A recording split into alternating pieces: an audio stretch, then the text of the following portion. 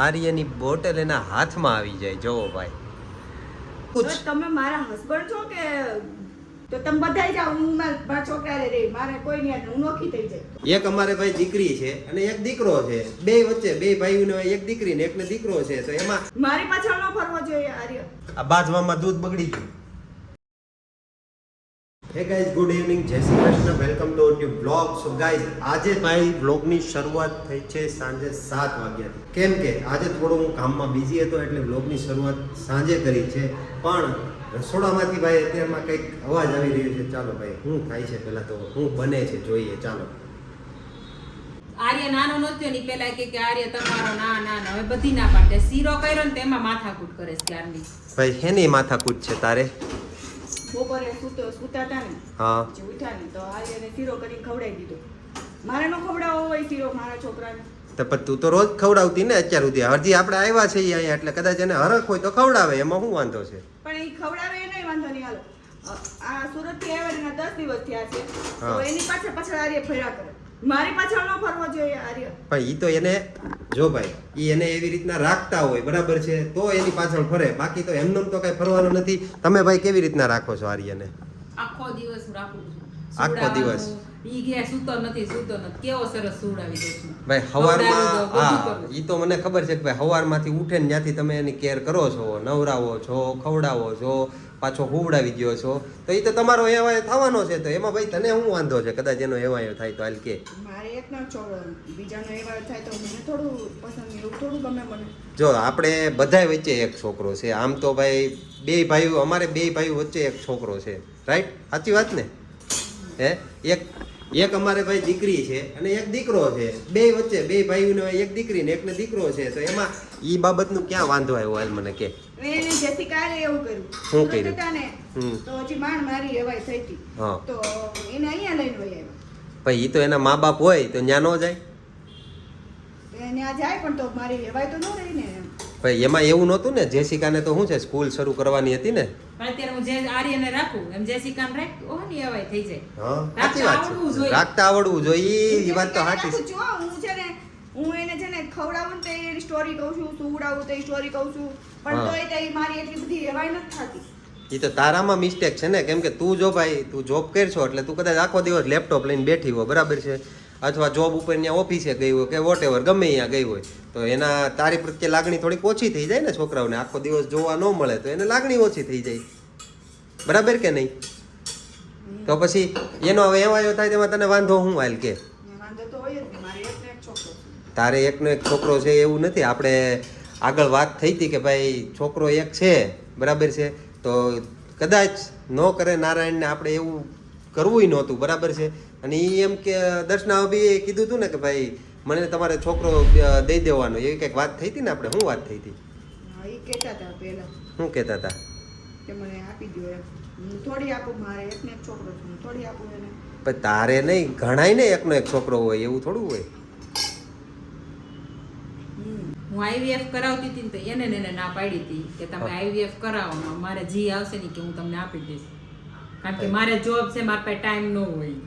એવું તે કીધું મેં હતું? કીધું તું, હું એક્સેપ્ટ કરું છું, પણ પછી જો 9 મહિનાની પ્રેગ્નન્સી હોય, બરાબર, મારા પેટમાં હોય તો મને લાગણી થાય કે નહીં? એ વાત તો સાચી. હવે તમારા જ મમ્મી છે, આપણે સુરત થી અહીંયા આવ્યા, તમારા મમ્મી કેટલા રડ્યા હતા, તમે આગળ વિડીયોમાં પણ મૂક્યું છે. એ તો રડે ભાઈ. માની મમતા તો છે ને ભાઈ, એને લાગણી રહેવાની જ છે.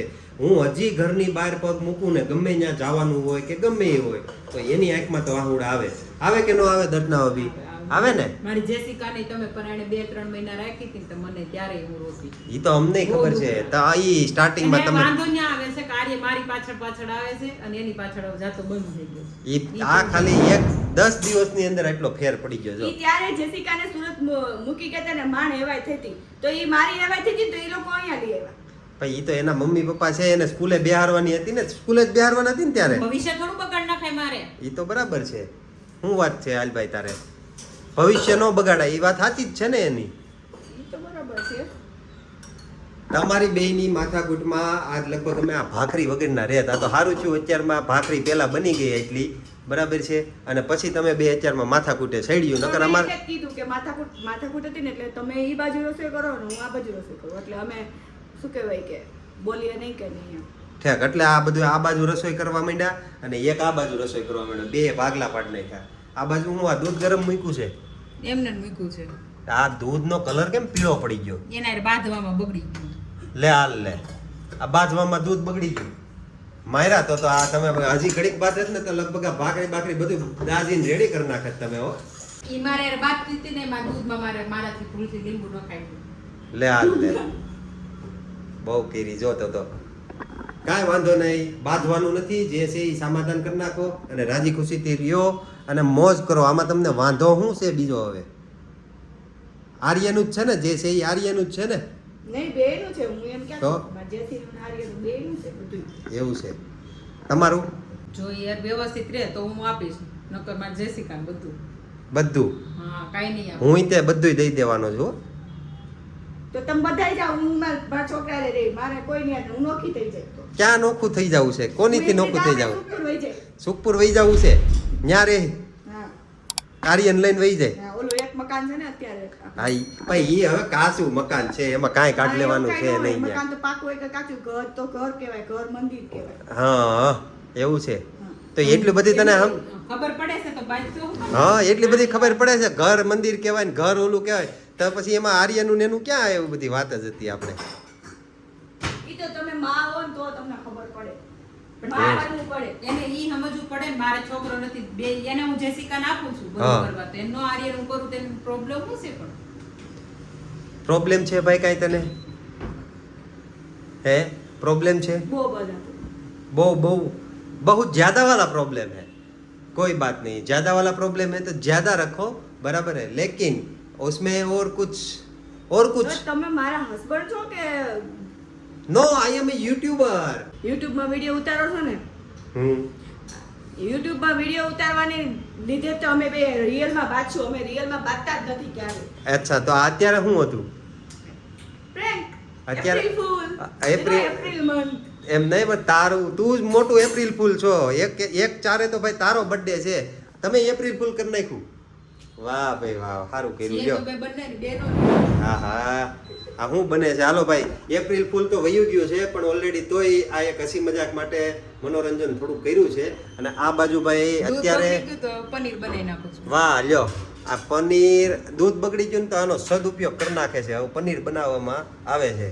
આ કોણ ખાય પનીર? કોણ ખાવાનું છે? તમારો ભાઈ ઠેક આ ઓલું હેલ્ધી બધું ખાવાનું એવું, એના માટે ઈ બધું એમ ને? ઘરે જ બનાવું છું પનીર. બરાબર. આ ભાઈ અને આ બાજુ ભાઈ ભાખરી બનીને ચોળવાનું કામ શરૂ થઈ ગયું છે. શાક શેનું બનાવ્યું છે? બટેટા. બટેટાનું શાક અને ભાખરી, બરાબર ને? બટેટાનું શાક છે, ભાખરી છે, કટ કરેલા કાંદા, હા. છાશ, પાપડ, એવું પછી છે. કટકી કેરીની. હવે ખાઈ લે. એવું છે. હજી તો થોડીક શાક છે. મગનું શાક હોતે ને છે, કાંઈ વાંધો નહીં ભાઈ. તો હવે છે ને ભાઈ પહેલા થોડુંક ખાઈ લઈએ. અને આજે હાનનો શું પ્રોગ્રામ છે? આજ ક્યાંક બહાર જવાની ઈચ્છા છે, ગરમી બહુ છે આજ. કેમ થાય? તમે લઈ જાઓ, અમે રેડી જોઈ. તમારે આવું છે દર્શના ભાભી? અત્યારમાં 38 ડિગ્રી તાપમાન છે, મારે ક્યાંય નથી જવું. પણ સાંજે થોડુંક કંઈક AC બહાર ચાલુ કરી રૂમમાં બેસવાનું થાય છે. એવું છે તો આપણે તમે રૂમમાં બેસો, અમે ગાડીમાં બેસશું. હાલો ભાઈ, કાંઈ વાંધો નહીં. કાંઈક સાંજે મસ્ત મજાનો છે ને સાંજે લોંગ ડ્રાઈવનો કંઈક પ્રોગ્રામ કરવાનો છે, તો મળીએ પાછા સાંજે.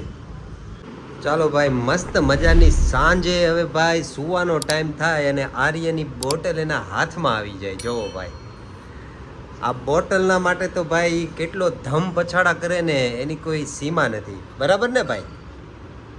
એનીવે ગાઈઝ, ચાલો ભાઈ, આજનો દિવસ મસ્ત મજાનો રહ્યો છે. મળીએ પાછા આવતીકાલે, એટલે કે નવી સવારે નવી એનર્જી સાથે અને નવા વિડીયોમાં. ચાલો મળીએ અને રજા લઈએ.